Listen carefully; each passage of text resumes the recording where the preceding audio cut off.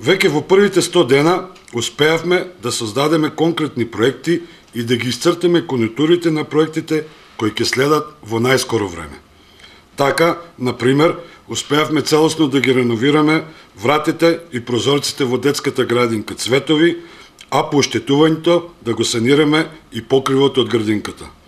Во овој краток временски период беше асфалтирана и улицата Топлик, а беше изградена и нова линија за улично осветлување на улицата Георги Сугарев.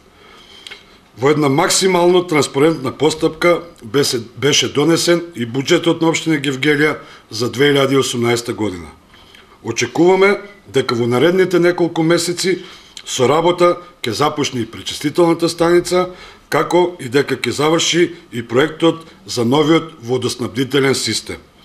Веќе отпочнаа градежните работи за редување на излетничкото место Динкјут, како и подготвителните работи за нова најсовремена депонија.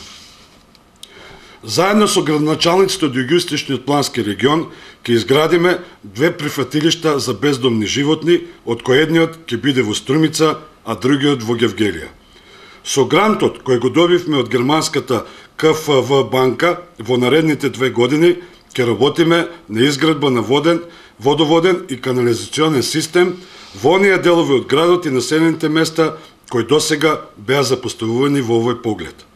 Во договор со компанијата изведувач на градежните работи на Конска брана ќе се пробие и трасира за обиколниот пат во насока на западниот булевар, со што ќе се растерети градскиот сообраќај, особено на улицата Петар Мусев и кај основното училиште Крсте Петков Мисирков. Покрај ова, моја силна заложба пред Министерството за транспорт и врски е забрзување на постапките за донесување на урбанистички планови. Во изминатите 3 месеци одржав и многу средби со потенцијални инвеститори од земјата и од странство. Кај нив е очигледен интересот да инвестираат во земјата, особено во општина Гевгелија, поради позитивната бизнес климат која нуди владата, како и поради добрата геостратегиска положба и линиите кои не поврзуваат со Солунското пристаниште и срцето на Централна Европа.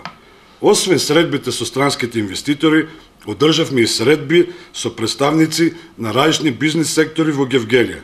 Ваквите средби ќе бидат редовна пракса. Општина Гевгелија беше посетена и од многу амбасадори и представници на меѓународната заедница.